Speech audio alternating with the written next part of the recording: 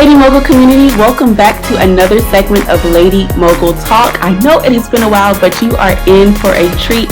Today I have Dr. Geneva Williams. She's an author, a visionary, dreamcaster, world changer, and she's a beauty queen, something we have in common. So I can't wait to hear about that. And from her spicy repartee to her butterfly tattoo, she just shows the second half, the sweeter side of life, and just I'm excited to dig into today's conversation because she helps people to build their dreams. So Dr. Geneva Williams, please welcome to Lady Mogul Talk.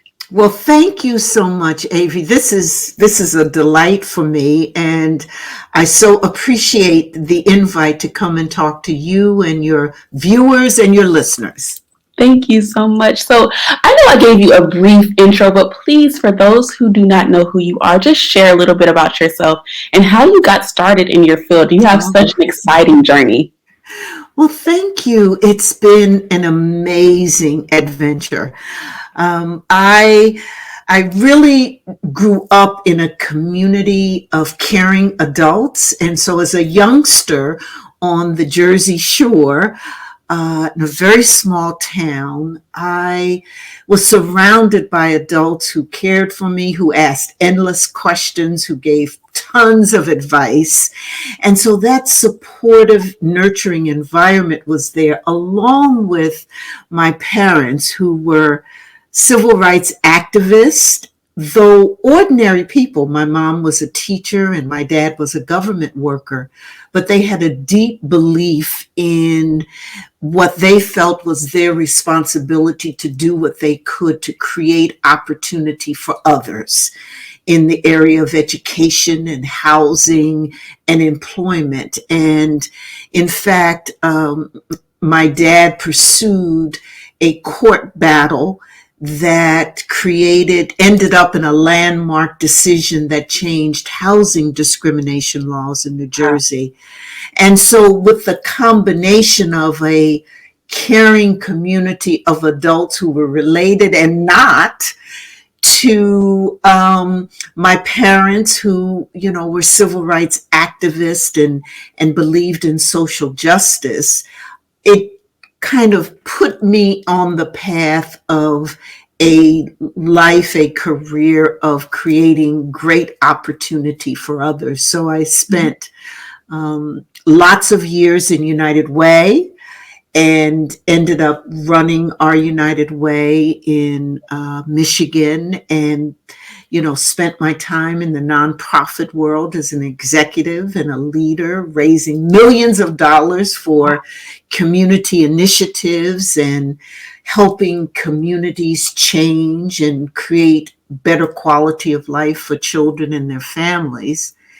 And then I switched careers and became a late life entrepreneur in my 60s.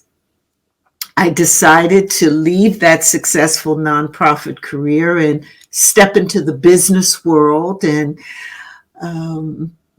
because I wanted to have a bigger platform, that I could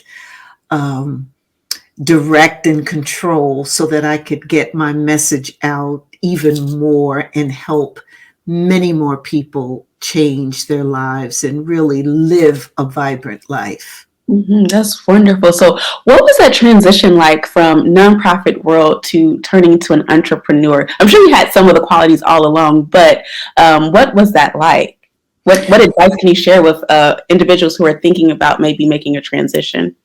Well, it was really interesting, Avery, because I discovered, and this was after lots of trials and tribulations, but I discovered that many of the skills that I had honed and gained and lessons I had learned in the nonprofit world were transferable to the business world.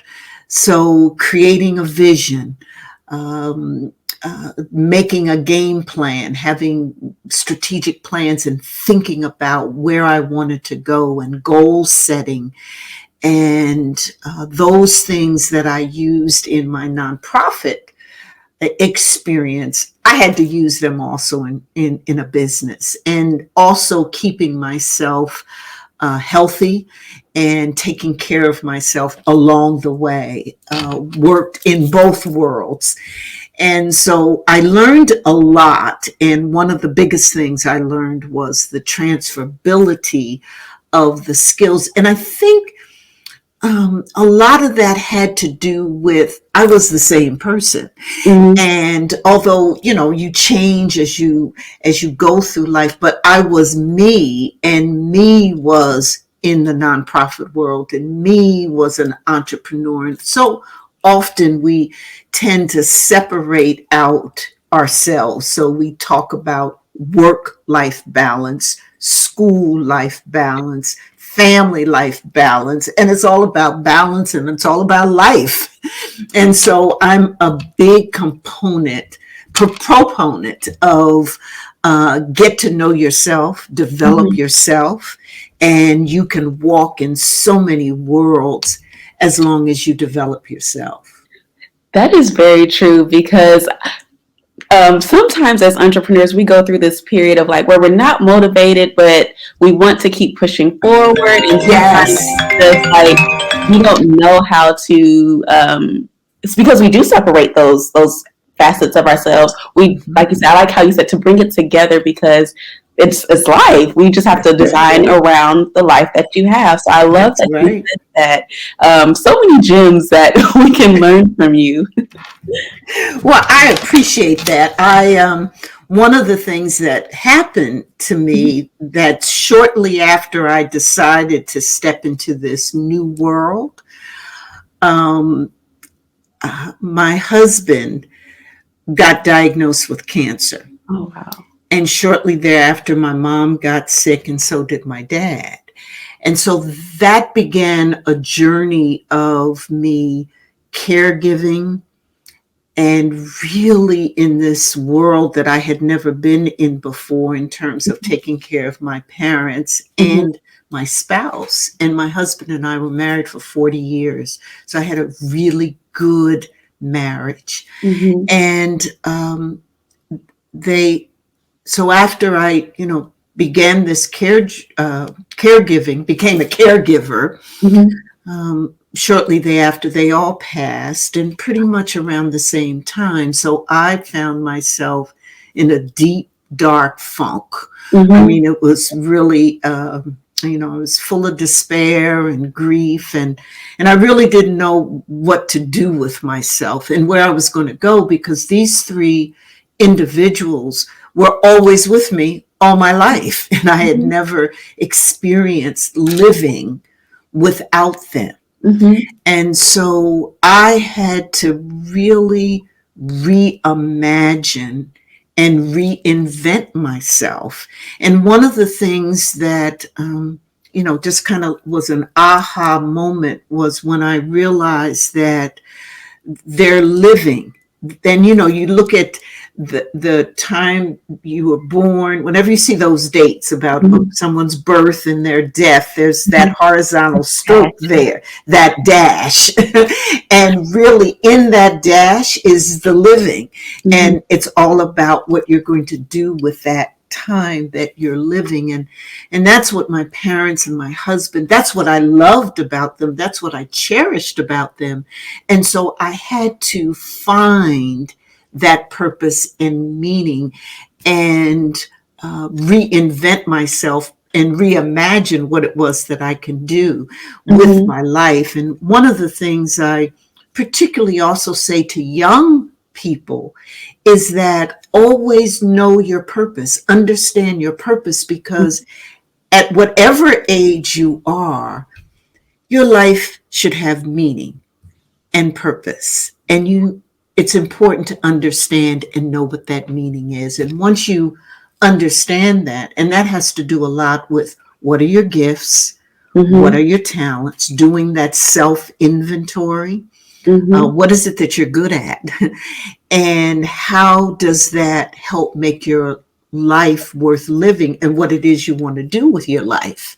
Mhm. And as you begin to discover it, and you'll find that it shapes and morphs itself as you age as you get older. So what might be important in your 20s or your 30s will begin to change in your 40s and your 50s and on, because you want to live a long, healthy, vibrant life. That's the And goal. that's right. And so being aware of yourself and your purpose can start at a very young age, in your 20s and your 30s. Take some time to think about that Hmm. and develop yourself. And that's very good that you're, because I'm in that state now, because when I started Black Women Moguls, I had Yes. one vision of where it would go, but then as I'm exploring like what I want to do in life, and even with personal relationships, having more time to have a life and not just be in the business all the time. So it's so true that we do evolve. It's important to stick to our purpose as well, just but to have a good combination of the two. So Absolutely. that is very important, like you said, at any age to follow your purpose. Because before following the purpose, I thought I was just lazy and I didn't know I was a failure. But when you get into your purpose, you always come back to it.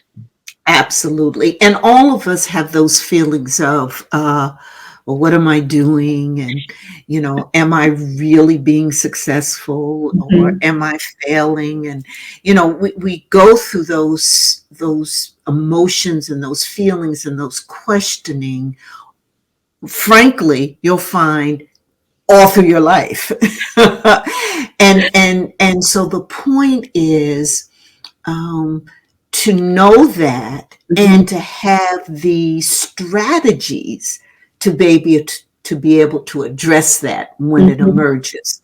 So Mhm. when you're in those feelings or when you're questioning yourself, I always tell folk, first of all, take a deep breath and breathe and understand that it's natural and normal. Mhm.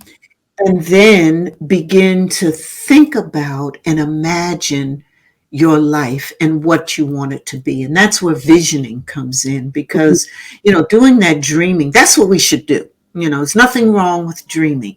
And then after you've taken the time to, take that deep breath and start to imagine your life and visioning and what you see as yourself in the future and what you want your ideal life to be, Mhm. then begin to think about, okay, so how do I make that dream become real?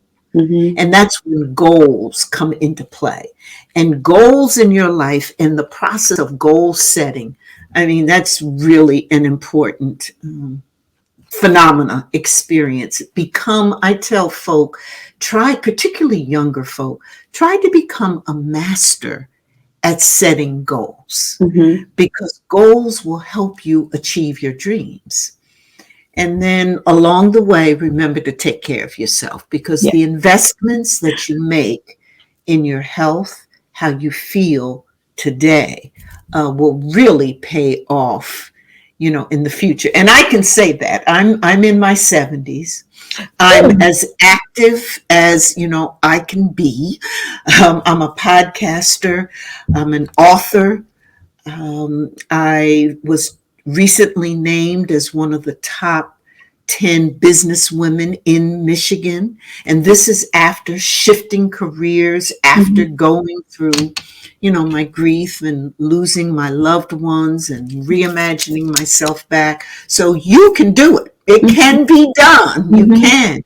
And one of the things that I found throughout the process is that taking the time to vision, to set good goals, to take care of yourself, making those investments today in yourself will pay off for tomorrow.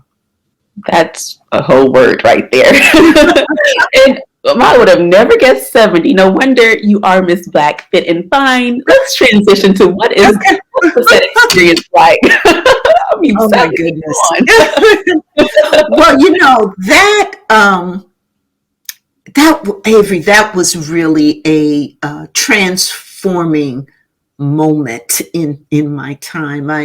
I shared with you as I was trying to pull myself out of the despair and grief that I was in.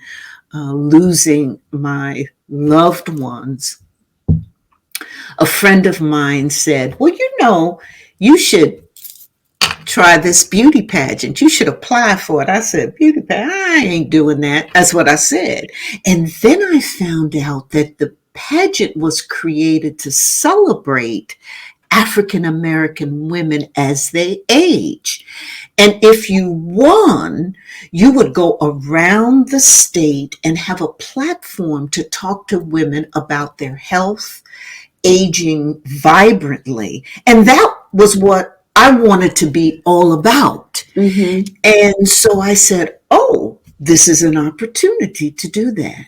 So that's why I joined and applied. And you need to know, Avery, so it was for women 50 and over, but I was the oldest thing around. So I was in my late 60s and everybody else was in their 50s.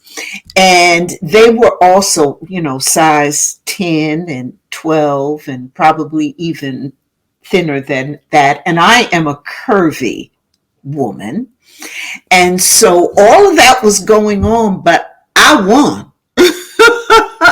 And it surprised me, but I'm telling you, I did it for two reasons. One, the opportunity to have another platform where I could share my message and help others. That was one. But secondly, Avery, it was one of those things where I was really stepping out of my comfort zone. Mm-hmm. And I needed to do that at that time in my life because that's when change occurs. And so I knew I needed to reinvent and do some other things and step out there. And, when you step outside of your comfort zone, that's when you're going to change. That's when you're going to get the lessons learned. Sometimes it's awful tough, but doing that. And then when you look back and you say, I did that. Mm-hmm. I did that. And I'm okay because look at me right here. I'm here. Mm-hmm. You're here. I'm here. I made it through. Mm-hmm. And what did I do? And what did I learn? So changing and evolving, that's all a part of the life journey. And mm-hmm. so learning how to master those change strategies and reflect is a part of life. And if you have that in your toolkit, that's going to help you because trust, you're going to come up to, every time you turn around, that's what life does. Mm-hmm. Life going to hit you. Every day it's going to hit you with something. What matters, what makes a difference is what you do, mm-hmm. how you respond mm-hmm. to life happening. Mm-hmm. And my mom just turned 73 yesterday. And age is a mindset. So that is just something that we should keep in. Mm-hmm. It's never too early. It's never too late to start. Just absolutely. The thing is just to start. Mm-hmm. And the thing is, Avery, ageism, can hit you at any point. Mm-hmm. I remember when people used to tell me I was too young. And I didn't have the experience to do this or that. I remember. So at a young age, I got that. And I'm sure many young people get that. And then when I got older, people would say to me, ain't it time for you to retire? What you doing that? Why you wearing them outfits, etc. So, you get it at any age. So the point, Avery, is to put yourself in a position mm-hmm. where at any age you can design the life you love. Yes. Mm-hmm. All of that. Mm-hmm. Now, I want to transition because I want to make sure I highlight your book because I think it's so interesting. Oh, okay. That's just on the Jersey Shore. Yes. The Bulge is like keys to true leadership, humility, sacrifice, and it's based off of your father, correct? Yes, that's right. Yes. Please tell us a little bit about that. I would love to hear more. Yeah. Well, my dad was an ordinary man who just did extraordinary things. He um, he was a good man, tall, lanky, good looking. He grew up in a small town in Neptune, where I was raised, on the Jersey Shore, which is right in the middle of New Jersey, about an hour or so from New York, about an hour or so from Atlantic City, right on the seashore. And in this small town that he grew up in, he was a basketball star. And one of the first, he broke all kinds of color barriers back then because they didn't have blacks playing on basketball teams and being stars, etc. He broke all those barriers and went to school, was in the army, all those things, and came back to his hometown. Mm-hmm. And he and, my mom who was a school teacher, they finally got to the point where they had the money and they wanted to have a beautiful new home built in this beautiful development area. And they kept going to the real estate office and were given all kinds of excuses about, there wasn't an application available, come back later, etc. So finally, about the fourth or fifth time he went, the real estate agent told him, Mr. Jones, the developer just doesn't build homes for Negroes.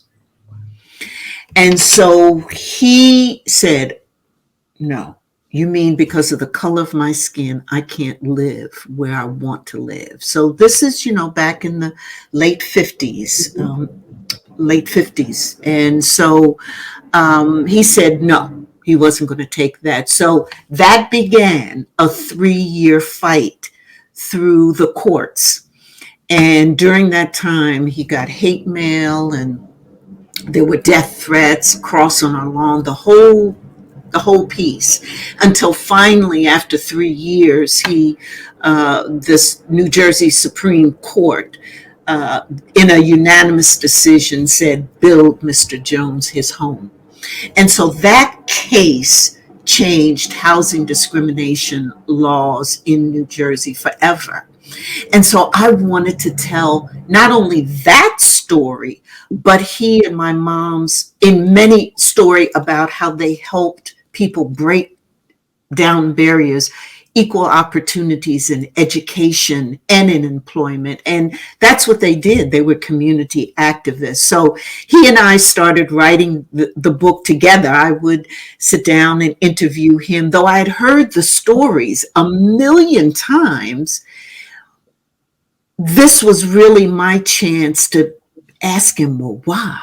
Why did you do that? Why did you, when your life was threatened all the time, why did you continue to do that? I mean, what was it that motivated you, and how did you feel, and what leadership lessons did you learn? So it was that time to, I was able to do that. It was a daughter and her dad talking, and it was wonderful. We were both grieving at the time because my mom had passed and my husband had just passed, and it was just really a few months before my dad passed. And so we had those interviews, but he died before the book was published, though he was able to read the draft. So that's what the book is. It's a story about, his heroism. And he wanted to do the book because he wanted to show young people, how in fact, you can do anything that you want to do if you set your mind to it. And he gave examples of courage and leadership and lessons learned. And so all of that's in the book. And so that's what it's about. That really touched my heart. I mean, just that you were able to share that with your father, those moments, to have his stories written down. It's really a word to us as children to treasure the time that we have with our parents and capture those stories. It's so important. And now you have that legacy that will carry on and on for future generations. So that is a wonderful story. Thank you. It just, it took me a while after he passed to, again, I told you about the funk I was in and the despair I was And also all of this was going on, all this new career, everything, all of that was going on. And so it did take me a while from the time he passed, because he passed in 2016 and the book was published in 2009. So almost 3 years later.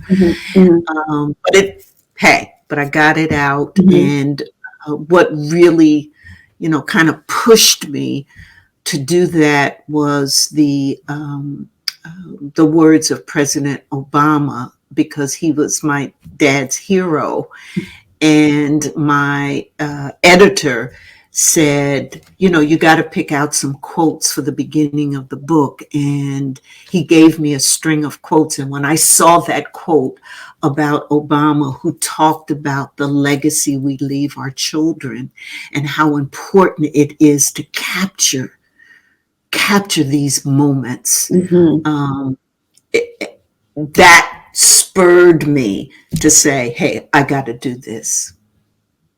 It just shows your resilience. I'm just in awe of you. Now, I want to highlight also, you have a podcast, Ignite to Impact. What motivated you to start this podcast?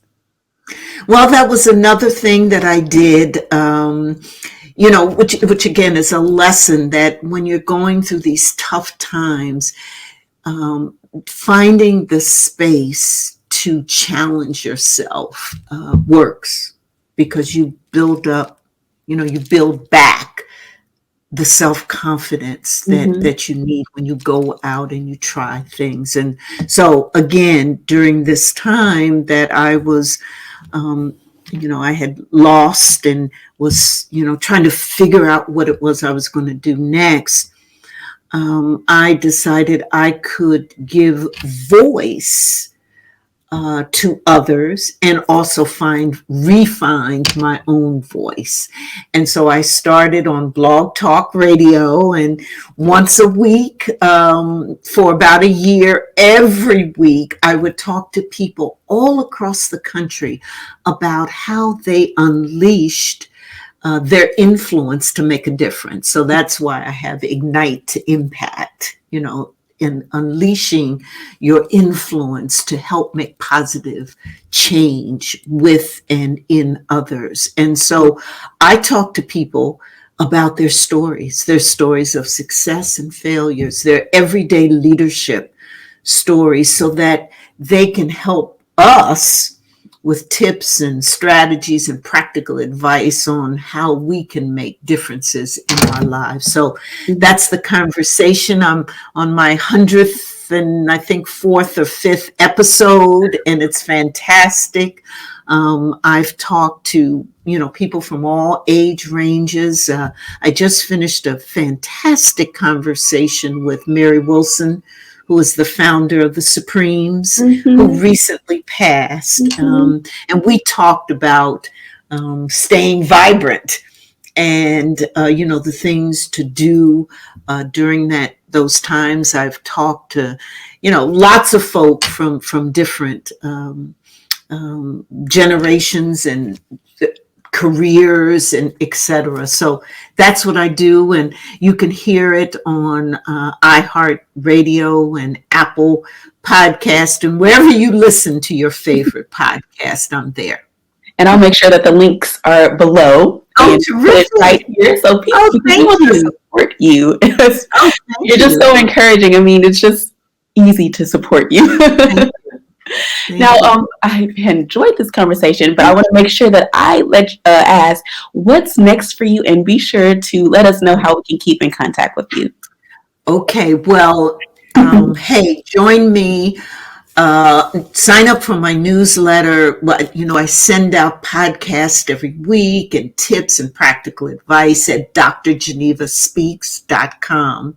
In fact, that's my handle on all platforms, Dr. Geneva Speaks.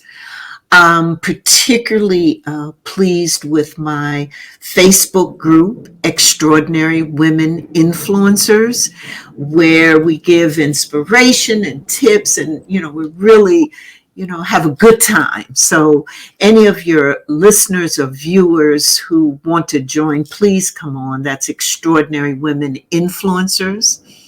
I'm probably what's next. I've been really having a lot of conversation on how to be vibrant at any age. How to find your purpose, how to, live a great life, and the tips and strategies with that. And I developed an online course called the Vibrant Life Blueprint. And so you can go to my website, Dr. Geneva Speaks, and just click on the button, the Vibrant Life Blueprint. And that's a step-by-step guide to the things that I found have been most helpful for me in my life and really transformed my life into, really living vibrantly. And 4 simple steps to do that. And so I take people through a step by step. It's a video and great handouts, and really takes people, through a process to really live vibrantly, and that you can use at any age. And so that's what I'm doing a lot of. I also am working with AARP in helping women and men who are interested put together their personal action plan. Avery, what I found that helped me a lot in my life was having a game plan. Actually thinking about being intentional about planning what it is I wanted to do. And that also always starts with a vision and goals and self-care and accountability. So I'm working with AARP on a virtual class where in March, in April, and in May, I take each segment of how to create your personal action plan, and I help people design that for 2021. So that's a big thing. And I have a goal of helping 1 million women create their personal action plan so that they can empower themselves and create a better life, a more vibrant life, and help change the world. And based off of our conversation today, I know you will reach that goal. I know that you have strategies that can change people's lives. And I need to tell my mother about this because she's all about a vibrant life. So thank you I love it for your wisdom. It's just so many things that we can take away that just as we walk through life to carry us through. So thank you so much for joining us today. Thank you, and best of luck to you and all that you do. And thank you for having me on Black Women Mogul. I love it. Thank you so much. Well, this has been Lady Mogul Talk, and we will see you next time. Bye.